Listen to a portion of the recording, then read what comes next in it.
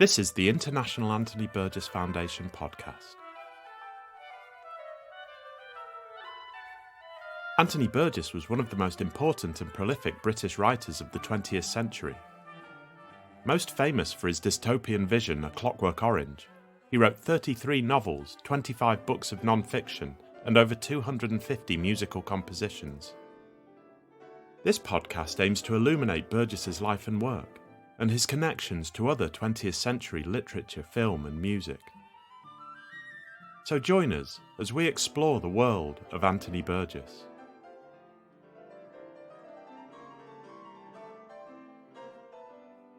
In this episode, we're talking to one of the 2023 Liana Burgess Fellows, Dr. Mária Palla, who has spent 3 weeks researching in the archives at the Burgess Foundation. In its capacity as an educational charity, the Burgess Foundation offers grants to researchers and scholars with an interest in the life and work of Anthony Burgess and other connected subjects, such as 20th century literature and musical composition. The Liana Burgess Fellowship helps international researchers to visit the archives at the Burgess Foundation. It's named after Burgess's wife, who set up the foundation in 2003 and was instrumental in preserving his personal papers and possessions, all of which are available to researchers at our facilities in Manchester.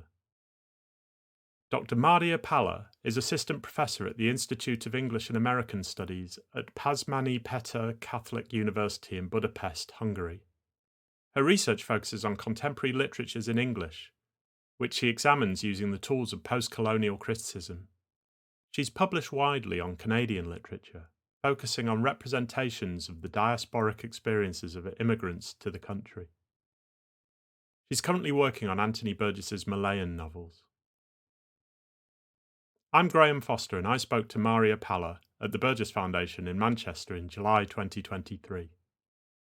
I'm delighted to welcome Mária Palla to the podcast. She's one of our Liana Burgess Fellows at the Burgess Foundation, currently coming towards the end of her research at the Burgess Foundation. Mária, welcome to the podcast.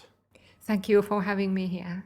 First of all, I'd like to ask when you first discovered the work of Anthony Burgess and what led you to make him the focus of your research. Actually, it was in the early 1990s that I first came across the name of Anthony Burgess and got gradually familiar with his work. Of course, it was A Clockwork Orange that introduced me to his work, but not the novel. So after I graduated from university with an MA degree in English, Russian and education, it was only after that that I had a chance to watch the movie, and it wasn't even in Hungary. So it was Stanley Kubrick's film adaptation of A Clockwork Orange that I first watched, and following that, I read the novel. I found both the film and the novel quite shocking, to be honest. But then both of them were fascinating in different ways, and the novel especially because of its linguistic achievements, the language that Burgess created for it. And it was Time for a Tiger that I read with great joy. And the other day I discovered that it was 15 years ago that I first gave a lecture in an undergraduate course on Time for a Tiger. It was part of a series of lectures on post-colonial literatures. But another reason why I chose this novel was that I very much like it when a novel is about serious topics but can also be funny, comic and humorous. And I also thought that my students would like that combination. And actually the choice was justified because one of my students who took the course with me went to Malayan on a holiday. And she brought back a can of tiger beer for me, and I still have the can. So I think Burgess and I must have made a lasting impression on this student. Last but not least, I have to mention that I've been married also to an academic who has a lifelong interest and great enthusiasm for Burgess's work. and I'm surrounded with Burgess Scholarship. All this provides me with a lot of inspiration and also motivates me to keep on studying Anthony Burgess's work. We mentioned you're here as one of the current Liana Burgess Fellows at the Burgess Foundation. What can you tell us about the research you're doing at the moment in the archive here in Manchester? Well, it's a great opportunity to be here, and I'm thankful to the International Anthony Burgess Foundation to have provided me with the means of coming here, and also I think they've done a great job making this archive available to researchers. And for that reason, I'm mainly interested in Burgess's personal documents, scripts, and earlier drafts of his work, and also various belongings of his personal library, which is also housed in the archive. So it was just yesterday that I found his English-Malay dictionaries, and all this adds to the image of the man, the writer, the author that I previously had. I can just see better how motivated he was to study languages, how interested he was in other people's cultures, because in this dictionary there are rules of grammar and sample conversations. But I could see that there were handwritten translations of the Malayan script. So he must have been really dedicated to mastering the language. And I think that it is particularly important for me when it comes to understanding the Malayan trilogy better, because it's one of his autobiographical novels, and to see how Burgess as a person was committed to understanding these people through their culture helps me understand the novel and the whole trilogy better. You sort of briefly detailed some of the discoveries you made. Are there any discoveries that you made that have surprised you or changed the focus of your research? Yes, I made a deliberate decision to focus on items that are only available here. And I had the opportunity to look at some of the artifacts, pieces of furniture or prints that the Burgesses brought back from Malaya. But at the same time, there is a large collection of photographs that Burgess and his first wife, Lynn Burgess, took while in Malaya. In one of the photographs, you can actually spot a painting by an English artist. The painting is titled Saloon Bar, and it was created by Gilbert Wood. And Burgess's first wife also annotated some of these photographs. So it's amazing to see the handwriting of the people who took the photographs. So she commented on this photo, writing on the back, "Oh, that's the painting that we had back in England, and now it's in our living room in our home in Malaya." So just looking at how certain items from Malaya found their way to England and how some other pieces of art went to Malaya and then returned to England indicates to me how cultural exchange can take place between such different people and their cultural milieu. But these photos are interesting for other reasons too, because they show the home of the Burgesses from the outside, the front porch, the side porch, their car, the interior of their home, the living room. And Burgess's wife Lynn points out the stools that they had made by the local villagers and the cushions that she herself padded, because they wanted to create a bar in one of the corners of their living room.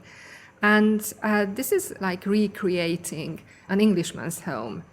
And she also made sure that the cushions matched the drapery in the living room. So it is all a very interesting attempt at making herself and her husband feel at home in that alienating place. Alienating because they were unfamiliar with it. While they may have been seasick on the ship carrying them from Britain to Malaya, they must have been homesick in Malaya. And to fight this homesickness, this nostalgia for the home left behind in England, it must have been a way of recreating the home left behind in the northern part of Europe. And you can also feel for Burgess's wife, because on one of the pictures that shows her, she writes, "Here is glamour for you." And you can see a woman alone, dressed up very nicely, and that's all the glamour she has. So there is a sense of irony there. It was more difficult for her because she didn't have a job there. Anthony Burgess had a purpose when he arrived in Malaya. And he makes a very interesting comment on this in A Kind of Failure, which is the title of a documentary in which he gave this interview for the BBC in 1981, where he says, and let me just quote his words, "For some reason, the tropics bestow on white men a great appetite for sensuality, food, drink, and sex, whereas white women dwindle and die." End of quote. And although his wife didn't die there, she suffered from all kinds of illnesses. And having the opportunity to see the photographs, you can also see the different experiences that the two of them collected. There are photos of Anthony Burgess teaching the Malayan children, going out with friends, but you get a sense of his wife living a more isolated and lonely life. From what you've said so far about your research, it's obvious that your focus is on post-colonial experience as well as writing. Where do you think Burgess fits in to your research more generally into post-colonial writing, and how would you position Burgess in the tradition of post-colonial writing? Where does he lie in that tradition? I think just like his time in Malaya coincided with a time in the history of Malaya that involved a transition. It was a time in Malayan history when the country ceased to be a colony and became an independent country by the time Burgess left in 1957. And his writing is also kind of a transition between colonial and post-colonial writing, I would say. In many ways, he continues the colonial tradition because he places the white Europeans in the focus of his writing, and it is very much a male world. It's very important for his protagonist, Victor Crabbe, to maintain British ideals of order, stability, tolerance, but it is emphasized in the work and in Burgess's comments that these are British ideas that he wanted to introduce to the Malayan people. So in that sense, it is very much colonial. And this again leads us to another common trope in colonial writing, the role women play or do not play in these novels depicting colonial times. Actually, in Kipling's work, women often appear as distractors who are in the way of the male characters carrying out their colonial duty, civilizing the eastern places, or they are assigned the role of prostitutes. So they appear in secondary positions in the earlier colonial works. Now, I think Burgess includes a lot more local people in his novels with more understanding, and these women play greater roles. They can be thought of as catalysts for the plot, for the characters. If you think about Norma in the Anime in the Blanket, but then she is cheated out of her money, so she loses eventually when she marries a white man. Or Rosemary in Beds in the East, as Andrew Biswell calls her, she is an unsuccessful example of cultural hybridity. So the interracial relationships always end up failing. And in that sense, again, Burgess is closer to his colonial predecessors. I would say that he appears to be closest to George Orwell, how George Orwell subverts to some extent the colonial traditions of writing in his Burmese Days. Well, as the title says, Burmese Days is not about Malaya, but is set in the same region in British colonial times. It's very interesting to compare these two works, but that would require an academic paper to discuss all the details of the two works in the ways in which the two are similar. You're also an expert in Canadian literature and culture, which I guess fits into sort of a post-colonial remit, but how does Canadian literature contrast with British literature? What parallels can you draw between your work on Burgess and your work on Canadian literature? Yes, I actually also teach a course on the post-colonial aspects of Canada. And in that regard, I usually mention 4 of these aspects. One of them is quite obvious and relates to our talk today, the relationship between Canada and Britain, as what is now Canada was colonized parallel by the British and the French. So that's one aspect. Another one, which is implied in the first, is the relationship between the British and the French, even in today's Canada. It's not without problems. And yet another another aspect of Canada's post-colonial character is the relationship between the white population and the indigenous population of the country. And because Canada has a very powerful southern neighbor, of course, the relationship with the United States must be considered. And we are talking about culture today, so the cultural imperialism of the United States as it affects Canada. But to compare Canadian literature and British literature, I would just like to point out one detail which relates to what we've been discussing in this interview today, and that's a difference between the two societies and their literatures. It's only since the late 1940s and 1950s that British society has become increasingly multiracial and multicultural. But since that, more diverse voices have been heard in Britain. Canada, in contrast with Britain, has always been very diverse. Before the arrival of the French and the English, there were already multiple bands of indigenous people populating the land. So Canada was declared officially multicultural in 1971, but it had been multicultural in practice in terms of its population before that. But that announcement of multiculturalism and the introduction of the multicultural policy in 1971 by the then Prime Minister Pierre Elliott Trudeau gave impetus to the diversification of its literature, because now there are a lot more ethnic writers, indigenous writers in Canada. To illustrate some differences between the two literatures, I also thought of comparing Anthony Burgess with one particular Canadian writer. And that Canadian writer is Margaret Laurence. Now, she may be referred to as an older contemporary of Margaret Atwood.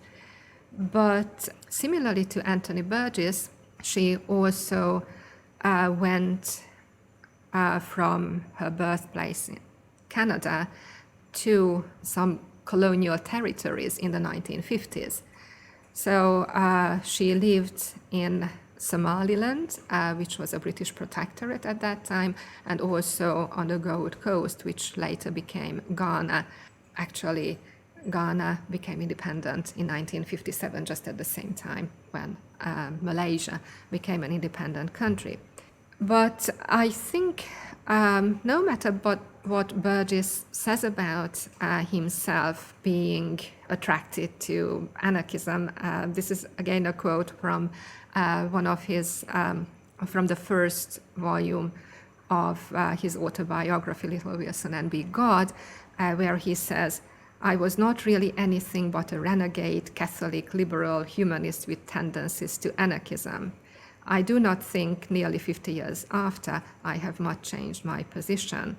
So on the one hand, he says that, but on the other hand, he also talks about colonialism as benign and talks about colonial times as a time when everybody knew where he stood, and these are his words. I don't think that he has any doubt about his British identity, no matter where he lived. In contrast to this, it was in the colonial outposts where Margaret Lawrence lived in Africa that she realized her more conflicting position, being a colonizer and a colonized at the same time. Because Canadians for a long time, at least till the 1960s, had this sense of cultural inferiority and felt that they were colonized by Britain. They lived on the periphery. Canadian literature was not taught at Canadian universities until the 1960s. In the English departments, they taught English literature and nothing local. So if a writer wanted to be renowned and came from Canada, that writer had to be published in England. And this is what happened to Margaret Lawrence as well. She had that sense of inferiority. She went to live in England. She published her writing in England first, but then she returned to Canada. And at the same time, she discovered her privileged position in Africa. She was attracted to Somali culture, folk stories, tales, and poetry the same way as Burgess was attracted to Malayan culture. And Margaret Lawrence also wrote her first novel based on her African experience, and she wrote that novel in Africa. So there are several parallels here between her and Anthony Burgess. What I'm trying to point out here is that the Canadian writer has a lot more doubts as to where she positions herself. So it's not by chance that one of Margaret Lawrence's most influential essays is called A Place to Stand On. So she spent a lot of time and did a lot of work on working out what makes someone a Canadian, how her ancestry can be combined with her presence in Canada. She came of Irish-Scottish background, but she also introduced in her last novel, The Diviners, a Métis character who is of mixed European and indigenous background.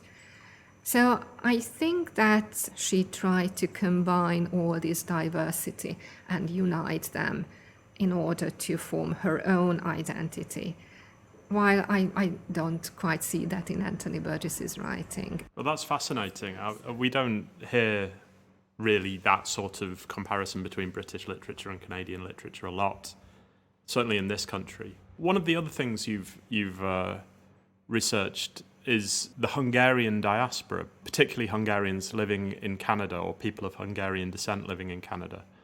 How does this research fit into your wider literary research? Do you see parallels between this research and your investigations into post-colonial literature? Actually, I can connect both my study of Anthony Burgess and his work, my academic work in post-colonial studies and also diaspora studies by saying that all of them involve the global movement of people. It's very important, this global flow of people in post-colonial criticism and also in diaspora studies. However, it's interesting to see how people come up with different approaches to this movement and the concomitant effects of movement. Because when you talk about post-colonial criticism, you obviously think about colonial writing as well as post-colonial writing. Post-colonial writing as a kind of criticism of the preceding colonial era. And there is that critical edge that is very important in post-colonial criticism, the criticism of the colonizing power to impose their culture on the people of the territories that they try to control and dominate. So in colonial culture, you examine how the culture of the colonizer impacts the local population, while in post-colonial culture, you call attention to the fact that actually the culture of the colonized had an influence on the culture of the colonizers. And it took quite a long time for the colonizing people to admit that.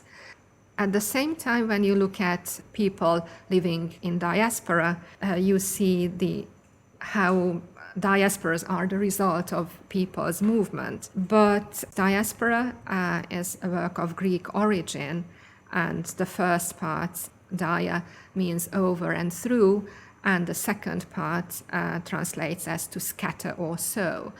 And for a long time, this word was associated with the experience of the Jewish people and was connected with traumatic experiences. But if you think of the other translation, that the second part of the word diaspora can also be translated as sowing, then you think of the opportunity of new beginnings. And I think this is how a lot of critics consider the diaspora experience these days. So it is a movement of people that is involved in the diaspora experience, but it's a different sort of movement when people are forced to leave their homeland and end up in this liminal space, in this in-between space between their homeland and the space of the home country, which can result in a feeling of displacement and can be a cause of trauma for a lot of people in the diaspora. But at the same time, it is a very flexible space which gives opportunities for change and also for fluid identities. So people can make a new start, a new beginning. But what is, again, common in Burgess's experience in post-colonial criticism and diaspora criticism, but these are very general observations really, is that there are possibilities for intercultural exchange. And I think this is what fascinated Anthony Burgess in his career as a writer. And this is what is studied by post-colonial critics, how two cultures can coexist without, or is it possible at all for one culture not to dominate the other culture? And in diaspora criticism, I think that the diaspora space is thought of as a place of, opportunities as well, where you can discover new possibilities and shape your own identity. Well, Mária, thank you for joining us on the International Anthony Burgess Foundation podcast. It's been a real pleasure to talk to you and hear about your research and your unique takes on Burgess's literature. My pleasure.